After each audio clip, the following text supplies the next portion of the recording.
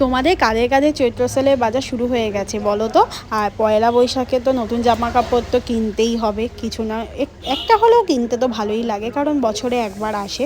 তো মনে হয় একটু নতুন জামা পরে সেদিনটা একটু বেরাই, ঘুরতে বেরাই।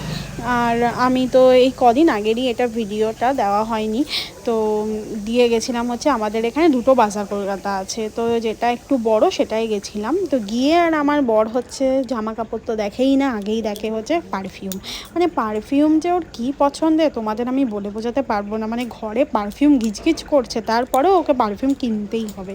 তাও চেয়েছিল 3খানা পারফিউম কিনতে, আমি বকে ঝোঁকে একটা পারফিউমে এনে দাঁড় করিয়েছি।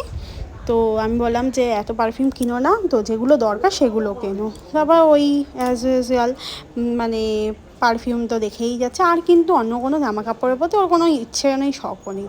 লাস্টে ওর একটা হাফ প্যান্ট ছিল না, তো হাফ প্যান্টটা জোর করে আমি কিনালাম। আর এখানে একটা শ্যাম্পু নিয়েছিলাম, জয়ে শ্যাম্পু শেষ হয়ে গেছিলো। তোমার এবার কোনটা দেখতে কোনটা? পেয়েছো তোমরা কি অবস্থা? সবকটা তোমার? সব দুটো তোমার, এই তিনটে তোমার? ছিল নেবে বলে, কিন্তু আমি ওকে নিতে কি বললাম যে অবস্থা কোনো একটা ভারী। নাও, আবার পরের মাসে এসে আবার তুমি নিয়ে যাও। তো এবার হচ্ছে বাড়ি যাওয়ার পালা। তো বাড়ি গিয়ে দেখাচ্ছি তোমাদেরকে কী কিনেছি। মানে মাথা খারাপ করে দেয় জানো তো।